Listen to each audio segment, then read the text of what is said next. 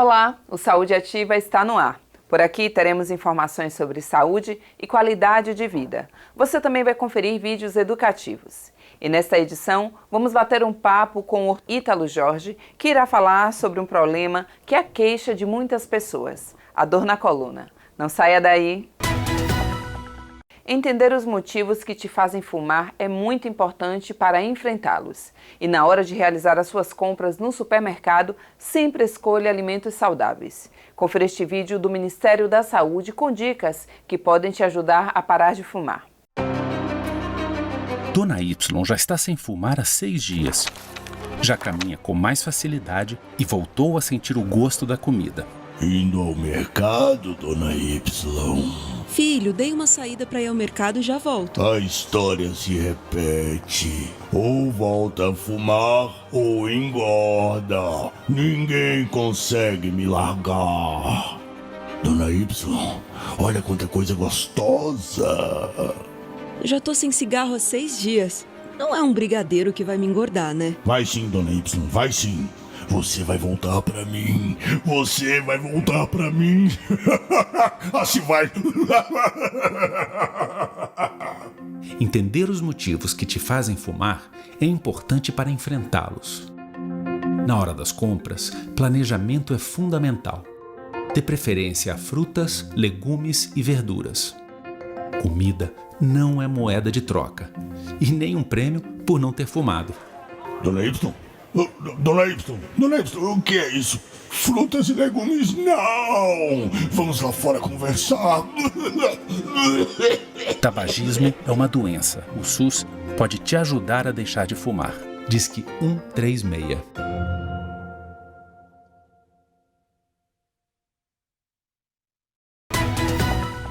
A vacinação é a principal forma de prevenção de diversas doenças, dentre elas a poliomielite, que é uma doença contagiosa aguda causada por um vírus que se aloja no intestino e, em casos mais graves, pode provocar paralisias musculares. E por isso, há uma campanha nacional até o dia 9 de setembro. Você pode levar o seu filho em qualquer unidade básica de saúde das 8 da manhã às 4 da tarde. As crianças de 1 até 4 anos, 11 meses e 29 dias deverão ser vacinadas com a vacina oral desde que tenham recebido as 3 doses da vacina inativada poliomielite do esquema básico. As crianças menores de 1 ano de idade deverão ser vacinadas conforme as indicações do Calendário Nacional de Vacinação com a vacina inativada poliomielite. Coluna travou. Com certeza você já deve ter passado por este problema ou conhece alguém que já passou. E para esclarecer algumas dúvidas sobre isso, eu estou hoje com o fisioterapeuta Ítalo Jorge. Ítalo, é um prazer tê-lo aqui conosco no Saúde Ativa. Prazer é todo meu, agradeço ao convite, a confiança e a importância de estar esclarecendo esse tema para a população. Então esclarece para a gente como a fisioterapia ela pode ajudar nestes problemas de coluna. Então, a fisioterapia ela ajuda das mais diversas formas, né? A gente tem algumas técnicas que são padrão para o tratamento da coluna, algumas técnicas da terapia manual, que é uma terapia mais passiva, em que o terapeuta atua no paciente, e da terapia ativa, né, que está tão em alta, e a gente tem visto que os artigos tendenciam mais para a terapia ativa, através de exercícios de estabilização segmental, ou seja, fortalecimento daquela região da coluna, para que ela fique mais estável e consiga suportar mais as cargas, e assim a gente vai reduzindo a dor de maneira gradativa. E o que seria, Ítalo, uma fisioterapia preventiva? Algo que possa se fazer para prevenir problemas futuros? Perfeito. A fisioterapia preventiva, ela trata tanto excesso de ativações musculares, a gente vai trabalhar desativando essas musculaturas que estão muito ativadas de maneira exacerbada, exagerada, e alguns pontos de tensão, que são os famosos nódulos de tensão, que tantas pessoas sentem dor, principalmente no músculo trapézio, que é esse músculo daqui do pescoço, região cervical, aquela sensação de peso, e também região lombar. Na região lombar especificamente, a gente tem uma fáscia. Fáscia é um tecido conectivo que fica sobre o músculo e ele muitas vezes se retrai. Ele adere naquela musculatura e as pessoas sentem aquela dor, a sensação de fadiga, de cansaço muscular. E a gente atua também liberando essa fáscia, soltando e retirando essa aderência. A gente já ouviu falar, eu mesmo já ouvi muito e realmente digo que eu não sei ao certo do que se trata. Mas o que é a quiropraxia e qual a diferença entre ela e a fisioterapia, então? Muito interessante essa pergunta. A quiropraxia ela se enquadra também em um dos procedimentos do fisioterapeuta que esteja habilitado na quiropraxia, que possa fazer as manipulações vertebrais, mas a fisioterapia dita como convencional no tratamento da coluna vai envolver muito mais exercícios, muito mais a parte ativa, a reeducação ou educação em dor, correção postural e algumas orientações também para a realização de atividades em casa, né? Porque não adianta só o paciente fazer o tratamento no domicílio ou no consultório e não fazer o mesmo tratamento também no domicílio, continuar de maneira ativa fazendo esse tratamento no domicílio. Mas aí só para esclarecer, até para quem nos assiste, a gente já tem ideia do que seja a fisioterapia, aqueles movimentos, a utilização de alguns objetos. A quiropraxia, ela se baseia em quê, Ítalo? Vamos lá. A quiropraxia, ela se baseia muito mais em ajustes ósseos vertebrais. Então, a manipulação que nós chamamos de thrust vertebral, quando houve aquele estalo que destrava a articulação, permite maior amplitude de movimento, às vezes retira dor, a sensação de sobrecarga. Então a quiropraxia ela manipula as vértebras, né?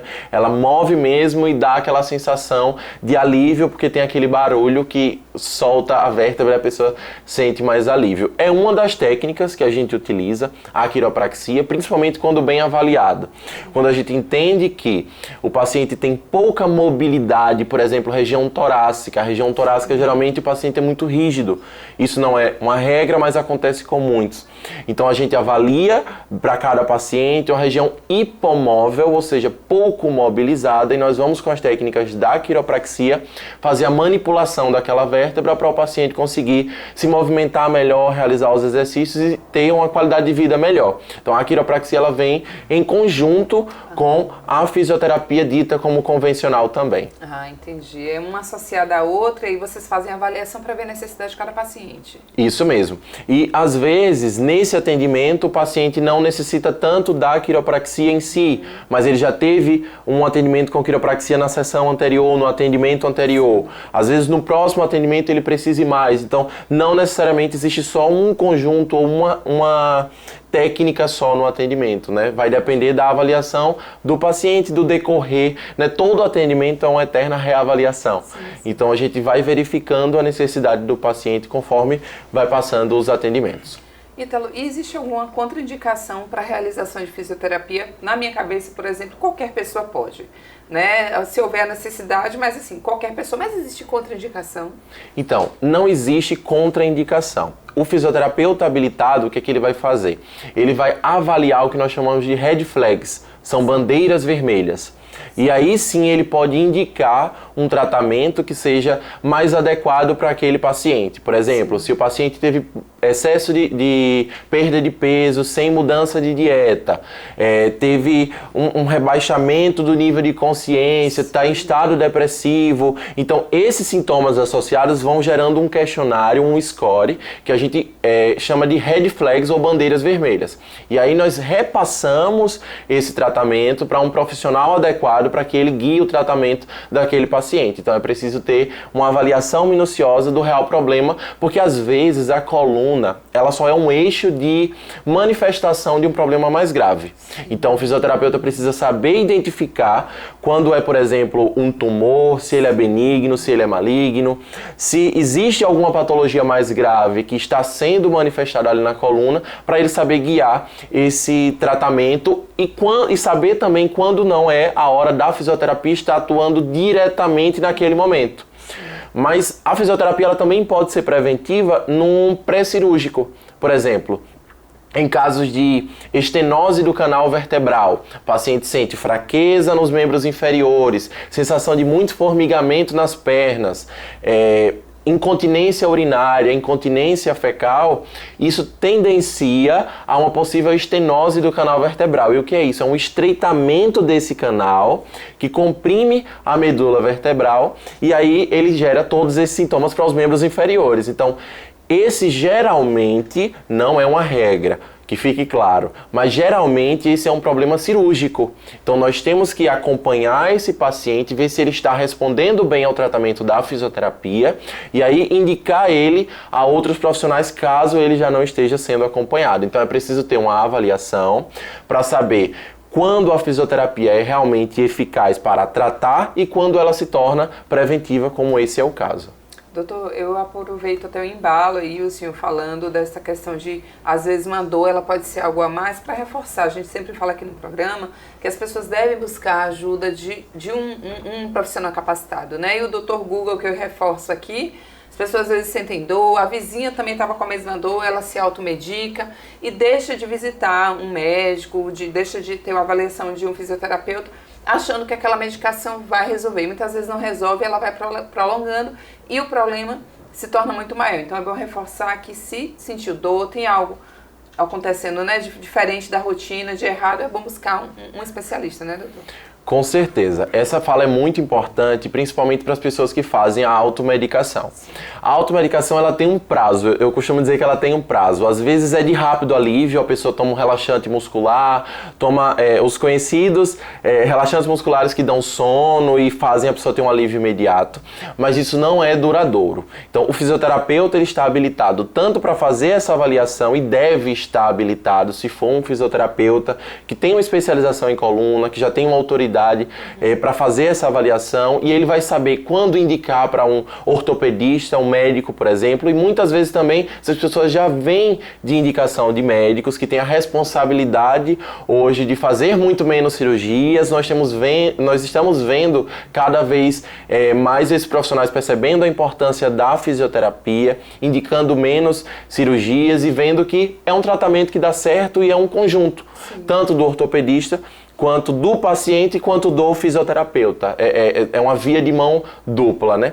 E sobre a busca também do fisioterapeuta como o primeiro profissional é altamente importante. Por quê? Sim. Se você já vem com a dor agudizada, aquela dor que você fala, dá para esperar mais um tempo, eu tomo um relaxante e passa, é só uma dorzinha, vai passar. E às vezes passa mesmo, porque o músculo ele geralmente vai acumulando as tensões e ele não dói de vez. Então o músculo ele escolhe geralmente um momento para incomodar, mas às vezes você media aquela dor, coloca uma compressa, toma um medicamento e ele vai aliviando, mas aquilo vai sendo mascarado. Então o que eu costumo ver é que quando a gente recebe esses pacientes que têm o hábito de fazer a automedicação, eles já estão muito tensionados, a sessão é muito dolorosa, né? Às vezes para conseguir soltar aquela musculatura, para desfazer aqueles pontos de tensão, é muito ruim, é muito doído, porque o paciente esperou muito tempo e fez a automedicação.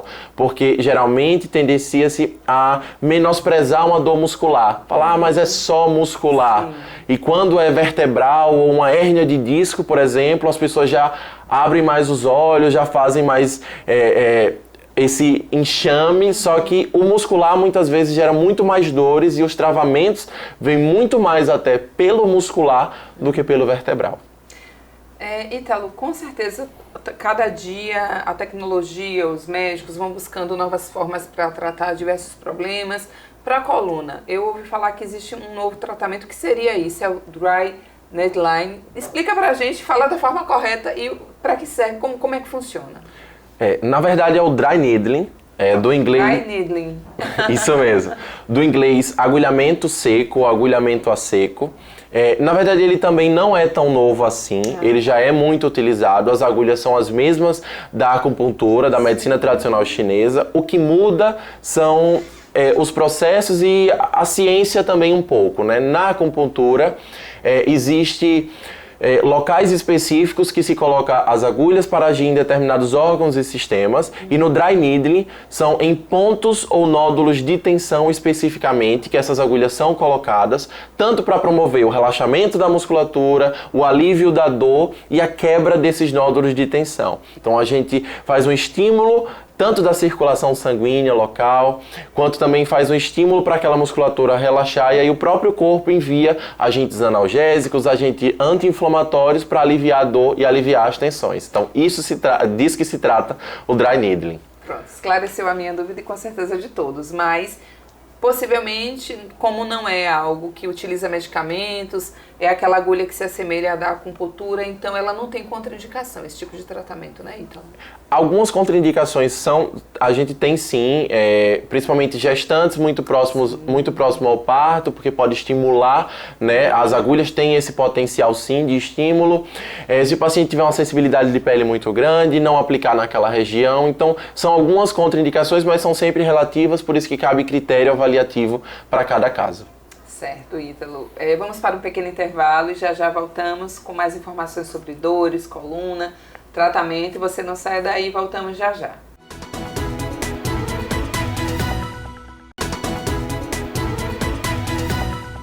Voltamos após o intervalo e hoje o nosso bate-papo é sobre dor. E dor na coluna, travamento, tratamentos. E o nosso bate-papo hoje é com o fisioterapeuta Ítalo Jorge. Ítalo, algumas dúvidas esclarecidas, mas há uma outra. Dor nas costas e lombalgia são a mesma coisa? Lombalgia quer dizer que é uma dor nas costas na região lombar especificamente. Mas pode ter cervicalgia, que é mais na região da cervical, cervicobraquialgia, que envolve cervical e braços, e também na região torácica. Então, lombalgia é uma dor localizada na região lombar. Por que a gente ouve falar tanto ou muito mais em lombalgia? Porque geralmente, e é onde é mais manifestada, a dor das pessoas. A gente tem até estudos mostrando que mais de 90% da população um dia vai ter dor na coluna e especificamente na coluna lombar. Então é quase que gradativo, esse processo vai acontecer, então por isso que a gente ouve tanto falar sobre esse termo lombalgia. Dor nas costas já se refere a dor em qualquer uma dessas regiões que eu falei, né? E pode ser só na lombar, mas também pode ser na torácica e na lombar. E aí já entra como dor nas costas e não só como lombalgia, né? Porque envolve mais de uma região. Então, lombalgia é mais localizada na região lombar e dor nas costas já se refere a toda a região que envolve as costas. E aí você disse que possivelmente uma grande parte das pessoas até o final da vida vai ter uma lombalgia, uma dor nas costas.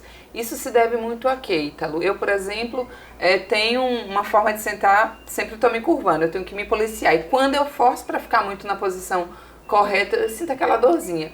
Possivelmente essas dores é justamente porque as pessoas não sentam de forma correta, enfim, não utilizam tudo que precisa, os pés mais altos. Seria por isso? Vamos lá. É preciso esclarecer, esse é um tema bem polêmico, inclusive muito na atualidade, né? Se existe postura correta ou não, e qual seria a postura ideal, né? Primeiro, não existe uma postura ideal, contradizendo o que muitos sempre acreditavam, né? Fique sempre nessa postura. A coluna, ela foi feita para ter as curvaturas, então a coluna reta, ela não é uma coluna saudável, porque se você não tem as curvaturas da coluna, você não tem zona de amortecimento de impacto, então é preciso ter as curvaturas. Agora, o que hoje sabe-se que não é saudável, que não é bom para a coluna, é que passe muito tempo na mesma posição, sem alternar essas posturas, sem realizar alongamentos constantes, que se levante, que ande um pouco, que alongue para um lado, alongue para o outro, vá mudando as posições. Hoje tem-se que isso é muito mais saudável do que você procurar uma postura que seja a ideal e fique travado naquela posição, né? Ninguém é estático, né? O ser humano, ele é mutável e ele está mudando o tempo todo de posição, às vezes faz mais esforço de um lado, mais esforço de outro, então precisa realmente estar exercitando essas mudanças de postura. Então isso seria o ideal, né? E não uma postura especificamente certa. Porque a gente acaba forçando, às vezes acho que é necessário estar realmente todo correto, coluna reta, e não seria isso, né? Existem outras coisas. No que diz respeito ao ambiente laboral, o ambiente de trabalho, a gente tem algumas posturas que favorecem as articulações, o não tensionamento ou o menor tensionamento da musculatura. Então é realmente uma postura ereta, que você tem uma curvatura na coluna lombar. Às vezes a gente recomenda até que coloque-se uma toalha na lombar ou um rolinho na lombar para que tenha realmente essa curvatura na lombar, para que ela não fique retificada, que não caia na cadeira e deixe esse espaço entre o final da cadeira e a lombar. Então é necessário realmente olhar todas essas questões, né? Que a torácica não fique muito curvada. Isso existe e é bom sim que as pessoas estejam atentas. Não é largar que não existe uma postura ideal e todo mundo fica do jeito que quer. Não é dessa forma. Porém, o ideal é que haja realmente essas modificações de postura, que os exercícios também sejam feitos. Às vezes alguns alongamentos são importantes durante esse período, esses longos períodos na mesma posição. Ítalo, a lombalgia, ela vem associada a uma outra coisa, por exemplo, ela vem só com essa dor. Tem um outro sintoma que se associa para até ter um diagnóstico. É óbvio que você faria esse diagnóstico, mas há um outro sintoma? Sim. A lombalgia, ela nunca ou quase nunca vem sozinha. Ela sempre vem precedida por alguma outra dor que se localizou naquela coluna lombar, seja por tensionamento muscular, seja às vezes por pancada, ou às vezes porque a pessoa não pratica exercício físico, não é uma pessoa ativa. Então, geralmente a lombalgia vem acompanhada desses pré-requisitos, digamos assim. E outro fator também é o fator psicológico, né? Não que a dor seja psicológica, porque uma dor psicológica é uma dor que a pessoa cria, e a lombalgia não se trata disso, que às vezes as pessoas se atrapalham também em relação a isso. Mas é uma dor psicossomática, ou seja, um somatório de coisas que a pessoa acumulou na cabeça e aí o corpo manifesta realmente em forma de dor, e muitas vezes a lombalgia vem dessa forma. Outra associação que a lombalgia pode ter é a lombociatalgia, que é quando essa dor afeta também o nervo ciático e a sensação de dormência e dor, sensibilidade até ao toque por todo o membro inferior. Geralmente é só de um lado ou só de outro, mas às vezes também acontece de ser exatamente dos dois lados. Quem tem este problema de lombalgia, então ela pode fazer algum tipo de exercício, alguma coisa em casa que possa aliviar também essa dor? Sim, geralmente nós recomendamos na consulta também os exercícios que são passados no protocolo para o domicílio. Justamente porque o tempo de fisioterapia, digamos que a pessoa está ali no consultório fazendo o atendimento por 3 vezes na semana. Só que é muito pouco para os 7 dias que a semana tem. Então seria muito pouco a pessoa só fazer aquele atendimento ali e viver uma vida normal em casa. Então por isso que é preciso ser como um remédio mesmo. As pessoas não levam um receituário de remédio para casa e passam a tomar aqueles remédios naqueles horários. Então o ideal é que o protocolo que a gente passe, a pessoa faça o tratamento no consultório, mas que o tratamento principal ela também tem a regra de fazer no domicílio. E aí a gente vem para um problema, eu ouvi muito isso por conta de minha mãe, né? Hérnia de disco. E aí a gente acaba associando muito a hérnia de disco a pessoas idosas, pessoas mais velhas. É isso ou não? Crianças, bebês, adolescentes também podem ter, então?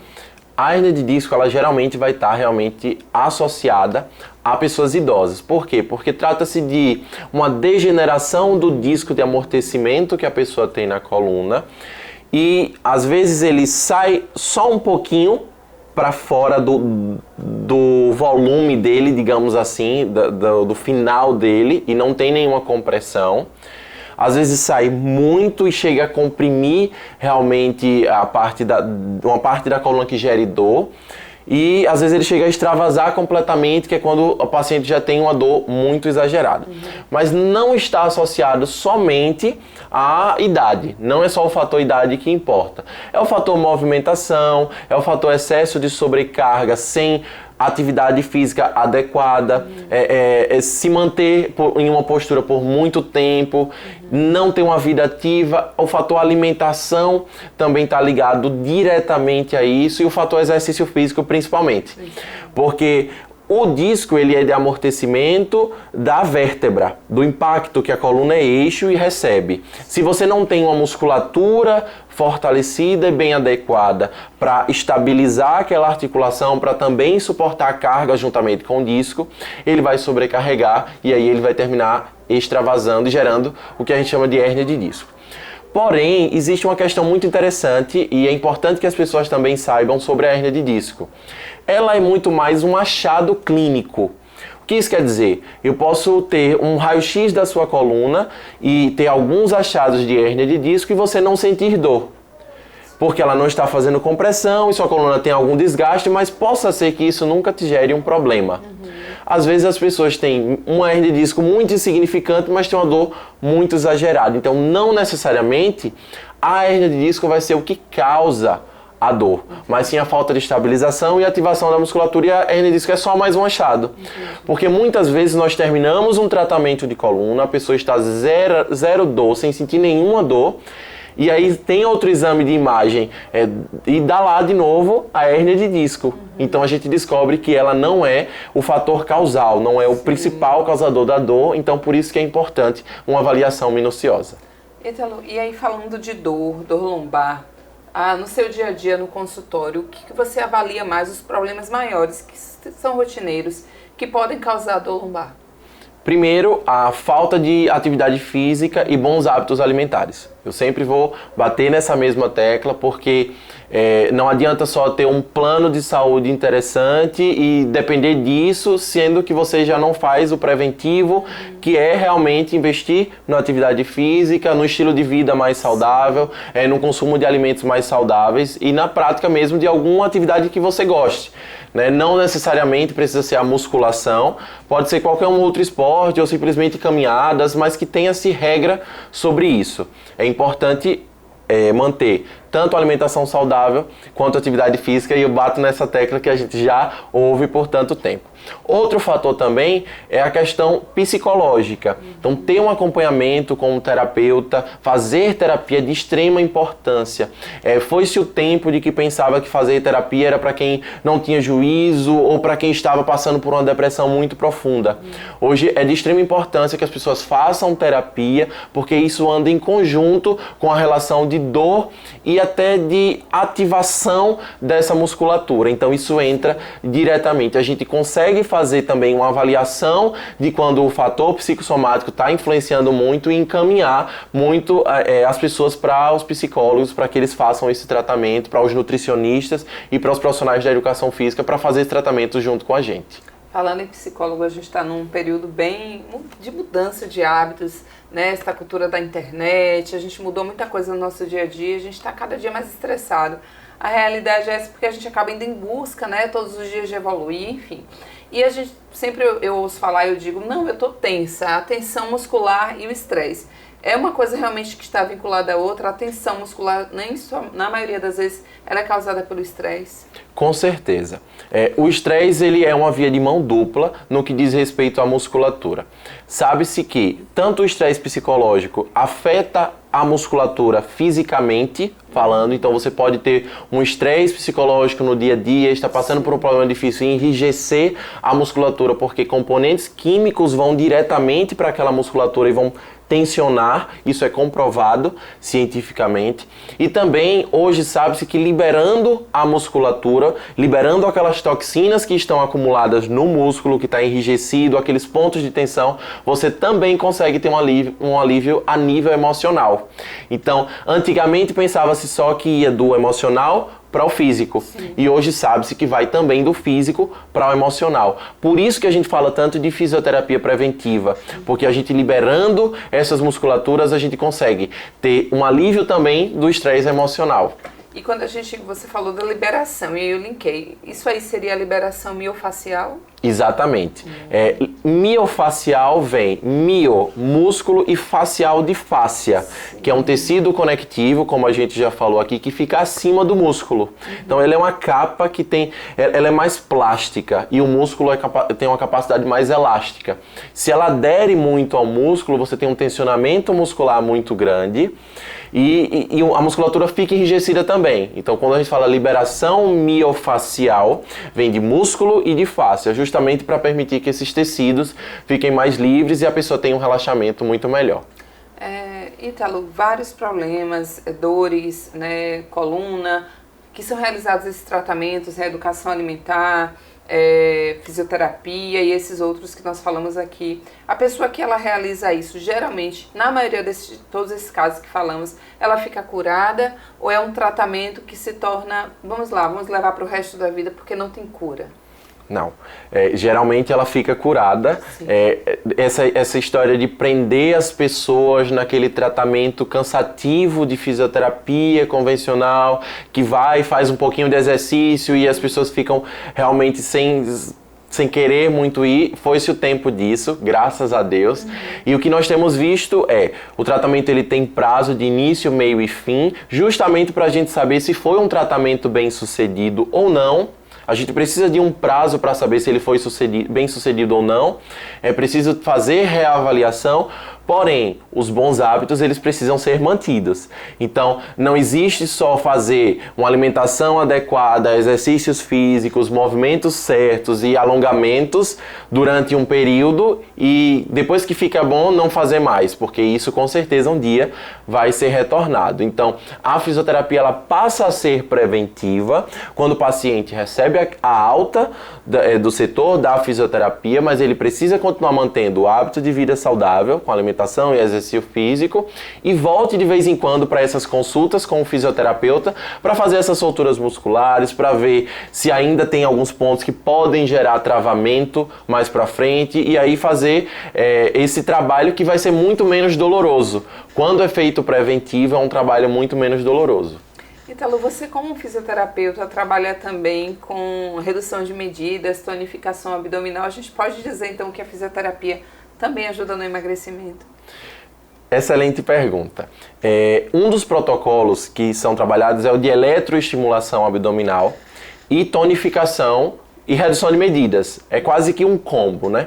A gente fala que esse é um procedimento estético funcional, porque ele consegue sim reduzir medidas, apesar de que esse não é o fim principal dele, e sim a tonificação dessa musculatura, e ele principalmente acontece nos casos de diástase abdominal, que é o afastamento do músculo reto abdominal, que é essa musculatura que fica no meio do abdômen, principalmente em mulheres que pariram há menos de 3 meses ou há 3 meses e o músculo ele não retornou à sua dita normalidade. A gente tem algumas tabelas de mensuração para avaliar essa normalidade e aí é feito esse trabalho de tonificação abdominal para essa musculatura voltar ao seu estágio de normalidade, tonificada, o músculo não fique com aquela sensação de flacidez, e isso ajuda também na relação da pele do umbigo, que fica geralmente saltada, e são trabalhados exercícios em conjunto. Então é um protocolo,